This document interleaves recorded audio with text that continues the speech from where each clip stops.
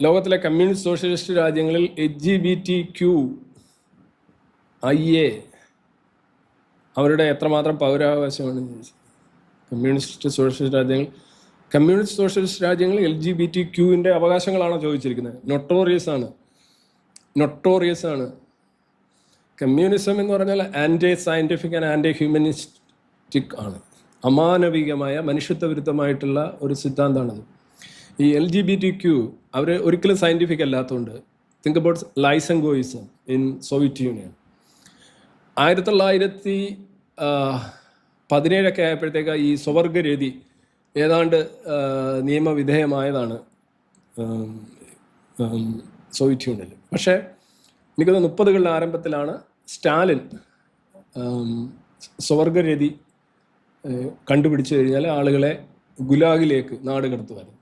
5 വർഷം തടവ്, സ്റ്റിഗ്മയായിരുന്നു. ഈ പുരുഷനുമായിട്ടുള്ള ബന്ധത്തെക്കുറിച്ചൊക്കെ കമ്മ്യൂണിസത്തിൻ്റെ ഒരു ചിന്താഗതി വളരെ മഹത്തരമാണ്. അത് ക്യാപിറ്റലിസ്റ്റ് അല്ലെങ്കിൽ ബൂർഷ ഡെക്കഡൻസ് എന്നാണ് അവരതിനെ വിശേഷിപ്പിക്കുന്നത്. അതായത് മുതലാളിത്തത്തിൻ്റെ ചീഞ്ഞ വശമാണ്. ശരിക്കും കാത്തലിക് ഇസ്ലാമിക് വ്യൂ ആണ് കാര്യത്തിൽ മാർക്സിസത്തിനുള്ളത്.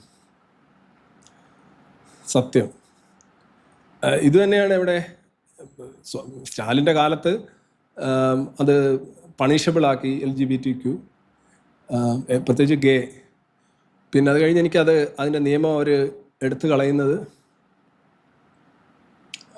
സോവിയറ്റ് യൂണിയൻ ഡീസ്റ്റെബിലൈസ് ആയതിനു ശേഷമാണ് LGBTQവിനെതിരെയുള്ള നിയമം എടുത്തു. എന്നിട്ട് ഇപ്പോൾ റഷ്യയിൽ എന്താ അവസ്ഥ?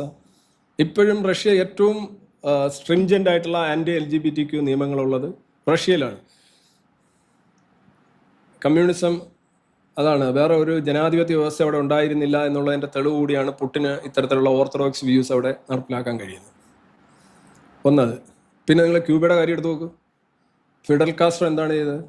ഫിഡൽ കാസ്ട്രോവും ഈ LGBTQ ഉള്ള ആളുകളെയൊക്കെ ഈ സൈനികർക്ക് ഈ ചെറിയ എന്താ പറയുക സാധനങ്ങളൊക്കെ ഉണ്ടാക്കുന്ന ശാലകളിലേക്ക് നിർബന്ധിത സൈനിക സേവനത്തിന് വിടുവരും.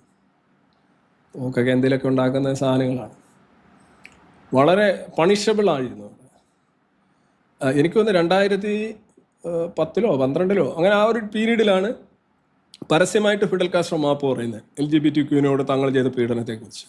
ചൈനയിലും ഇത് തന്നെയായിരുന്നു. ചൈനയിലും ഈ ഗേയ്സ് എന്ന് പറയുന്നത് ബേസിക്കലി ഈ ഡെക്കഡൻസ്, ജീർണത, മുതലാളിത്ത ജീർണത എന്നൊക്കെയാണ് പറഞ്ഞിട്ടുള്ളത് ചൈന. പിന്നെ കുറച്ച് ഭേദമായിട്ടുണ്ടായിരുന്നത് പിന്നെ ഇവിടെയായിരുന്നു GDR, ജർമ്മൻ ഡെമോക്രാറ്റിക് റിപ്പബ്ലിക്. അവിടെ 1967 ആകുമ്പോൾ അവർക്കെതിരെയുള്ള ഇത് മാറുന്നുണ്ട്. അത് ബിക്കോസ് അപ്പുറത്തെ ജർമ്മനി അടുത്ത് കിടക്കുന്നില്ലേ, അതിൻ്റെയൊക്കെ ഒരു സ്വാധീനമാണ്. പിന്നെ ചൈന, ക്യൂബ, റഷ്യ, മൊത്തത്തിൽ LGBTQ ഇന്നിപ്പോൾ ഓരോ മാർക്സിസവും സോഷ്യലിസവും എന്നൊക്കെ പറഞ്ഞു നടക്കുന്നത് LGBTQവിൻ്റെ മുന്നിലും പിന്നിലും ഒക്കെ നടക്കുന്നുണ്ട്.